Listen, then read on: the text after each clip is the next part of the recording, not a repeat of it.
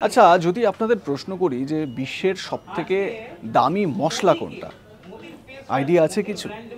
এবারে আপনাদের বলি যে সবথেকে দামি যে মশলাটি, সেই মশলাটির ১ কেজির দাম হচ্ছে ৩ লক্ষ টাকা।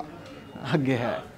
এবং ভারতীয়রা খুব লাকি যে সেটি ভারতে কিছুটা পরিমাণ পাওয়া যায়।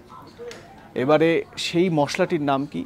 আস্তে আস্তে বলি, কিন্তু শুধুমাত্র মশলা হিসেবে নয়, এর খাদ্যগুণ যেরকম ভালো, তার পাশাপাশি বিজ্ঞান চর্চাতেও বা চিকিৎসা বিজ্ঞান চর্চাতেও এর প্রয়োজনীয়তা রয়েছে।